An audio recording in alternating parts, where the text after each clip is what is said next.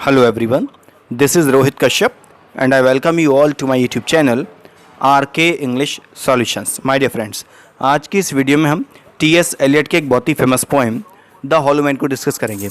My dear friends, ये इस poem का पार्ट 2 है. मैं इसका फर्स्ट पार्ट पहले ही अपलोड कर चुका हूँ. अगर आपने वो वीडियो नहीं देखी है तो पहले आप उस वीडियो को देखिए. मैंने उसका लिंक आपको डिस्क्रिप्शन बॉक्स में दे दिया है. इस पोएम के जो भी की फैक्ट थे मैंने वो सारे ही की फैक्ट आपको फर्स्ट वीडियो में बता दिए हैं. तो आप लोग प्लीज़ पहले फर्स्ट पार्ट देखें. तो चलिए शुरू करते हैं the hollow man by T.S. Eliot part 2. This is the dead land, this is the cactus land.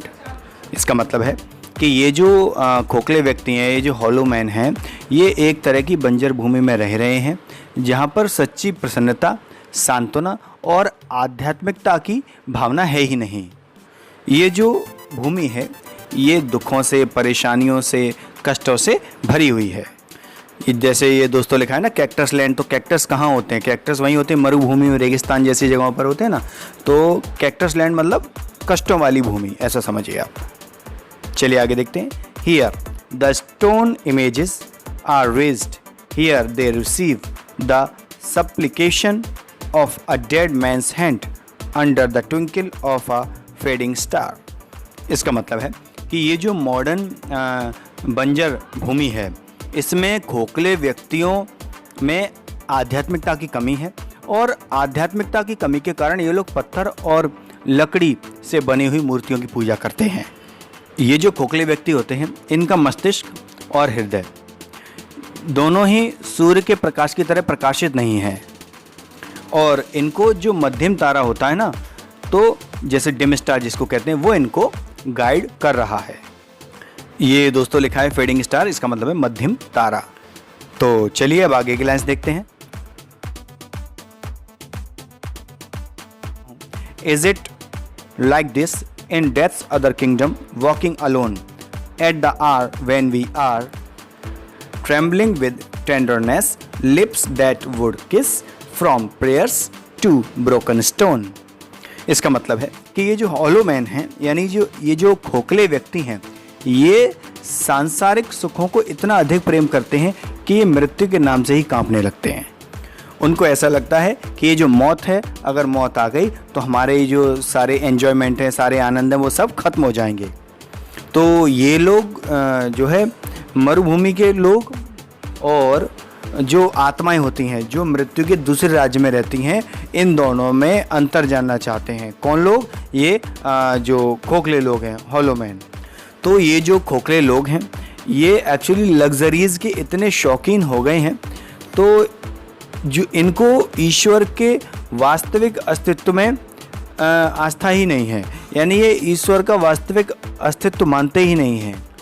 जब ऐसा समय आता है कि उनको ईश्वर से प्रार्थना करनी चाहिए, भगवान की पूजा करनी चाहिए, तो उनको ऐसा लगता है कि उन्हें किसी स्त्री को चूमना चाहिए, यानी स्त्री के साथ कोई संबंध बनाना चाहिए. और ये लोग इस कारण जो भगवान की प्रार्थना की जो पवित्रता होती है उसको बर्बाद कर देते हैं. तो ऐसे ये लोग हैं. ये लोग केवल शारीरिक सुखों को ही ये लोग महत्व देते हैं. तो चलिए अब आगे की लाइन्स देखते हैं. The eyes are not here, there are no eyes here. इसका मतलब है कि ये जो खोखले व्यक्ति होते हैं, ये जो हॉलो मैन होते हैं, इनके पास आध्यात्मिकता की कमी है, मतलब स्पिरिचुअलिटी की कमी है. ये लोग पूरी तरह से अज्ञानी हैं. जो आध्यात्मिक प्रकाश होता है वो इनकी आंखों से बिल्कुल मिट गया है, अदृश्य हो चुका है. इसलिए अब जो चीज़ ठीक है यानी उचित हैं वो भी उनको वो ठीक प्रकार से नहीं देख सकते. यानी जो हॉलो मैन हैं सही चीज़ों को भी ठीक प्रकार से नहीं देख सकते. अब चलिए आगे की लाइन्स देखते हैं. In this valley of dying stars, in this hollow valley. इसका मतलब है कि जो मृत्यु के स्वप्न राज्य होते हैं, मतलब जो एक निराशा का स्थान होता है, वहाँ पर कुछ खोई हुई आत्माएं शांति से और उदासी से बैठती हैं. चलिए आगे देखते हैं. This broken jaw of our lost kingdoms. इसका मतलब है कि यह जो जीवन है वो पूरे मानव शरीर से अलग किए हुए एक टूटे हुए जवड़े के टुकड़े की तरह है. चलिए आगे देखते हैं. In this last of meeting places we grope together and avoid speech, gathered on this beach of the Tamid river. इसका मतलब है कि जैसा कि हमको पता है कि ये जो पृथ्वी है ये दुखों से भरी हुई है। यहाँ खोखले व्यक्ति जो अज्ञान हैं और पूरी तरह से आध्यात्मिकता से वंचित हैं, एक शोकपूर्ण जीवन ये लोग बिता रहे हैं या व्यतीत कर रहे हैं। ये लोग संसार की जो चीज़ें हैं उनसे एंजॉय करने के बाद या आनंद प्राप्त करने के बावजूद भी ये लोग हमेशा दुखों, चिंताओं, तनावों और कष्टों से घिरे रहते हैं। अपनी मृत्यु के बाद उन्हें अपना स्थान यानी पृथ्वी को त्यागना पड़ता है, इसलिए इनकी आत्माओं को दूसरे संसार के लिए यात्रा करनी पड़ती है। उनकी आत्माएं कैरोन की प्रतीक्षा करने के लिए उफनती हुई लिम्बो नामक नदी के किनारे होती हैं और इस बीच वे अंधे व्यक्ति की तरह व्यवहार करते हैं। वे उदास और शांत रहते हैं और कोई भी किसी भी तरह की बातचीत नहीं करते हैं। तो चलिए अब आगे देखते हैं, आगे की लाइन्स देखते हैं। Here we go round the prickly pear, prickly pear, prickly pear. ये दोस्तों एक्चुअली एक सॉन्ग है। इसमें क्या होता है, छोटे बच्चे मई दिवस पर अपने स्कूल में इस गीत को गाते हैं। ये जैसे आप देखेंगे ना, प्रिकली पियर, प्रिकली पियर, तो इस तरह से गीत को गाते हैं।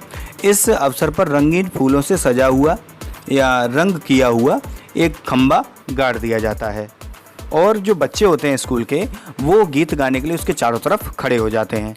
तो यह जो गीत है एक प्राचीन उर्वरता परंपरा के रूप में गाया जाता है। इस विषय वस्तु के सार को मनुष्य के संबंध में लागू किया जा सकता है। यानी ये जो फिजिकल वर्ल्ड है और इस आधुनिक संसार में यानी मॉडर्न वर्ल्ड के जो खोखले लोग हैं, खोखले व्यक्ति हैं, वो उदासी की अवस्था में बिना उद्देश्य के विचरण कर रहे हैं, यानी घूम रहे हैं और निराशा की जो भावनाएं होती हैं वो उन्हें हमेशा घेरे रहती हैं। चलिए आगे देखते हैं। Here we go round the prickly pear at 5 o'clock in the morning. इसका मतलब है कि ये जो मई दिवस के दिन पर जो बच्चे स्कूल के होते हैं वो उस खंबे के जो चक्कर लगाते हैं, वो ये सारी एक्टिविटी सुबह 5 बजे होती है, यानी ये सारी एक्टिविटी 5 बजे करते हैं। चलिए आगे देखते हैं। Between the idea and the reality. इसका ये मतलब है ये जो खोखले व्यक्ति होते हैं इनको नॉलेज तो होती नहीं है ना, तो जब ये कोई निर्णय नहीं ले पाते कोई काम को करने के लिए, तो क्या विचार करें, क्या काम करें, ये इसी में ही फंसे रहते हैं। Between the motion and the act falls the shadow. इसका मतलब है कि अगर उनका कोई दृढ़ निश्चय भी होता है, यानी वो कुछ करने के लिए ठान भी लेते हैं, तो उनके काम के बीच में एक डर की छाया आ जाती है। और ये जो लाइन लिखी हुई है, फॉर दाइन इज़ द किंगडम, तो जब वो कोई काम करने की सोचते हैं और उन्हें डर लगता है, तो इस अवस्था में उनके पास केवल एक ही सहारा होता है कि वो भगवान की प्रार्थना करें या उनकी पूजा करें। तो चलिए अब आगे की लाइन्स देखते हैं। Between the conception and the creation, between the emotion and the response falls the shadow, life is very long. इसका मतलब है कि जैसे अगर वो कोई कार्य करने की सोचें या किसी जैसे सुख के लिए कोई विचार करेगा, हमें ये काम करना है, हमें इससे अच्छा लगेगा, तो ऐसा करने से पहले ही उनके मन में एक भय की दीवार आ जाती है, एक भय की छाया पड़ जाती है। तो ऐसे में उन्हें अपना जीवन बहुत ही लंबा और बहुत ही थकाऊ प्रतीत होता है। तो चलिए अब आगे की लाइन्स देखते हैं। Between the desire and the spasm, between the potency and the existence, between the essence and the descent falls the shadow।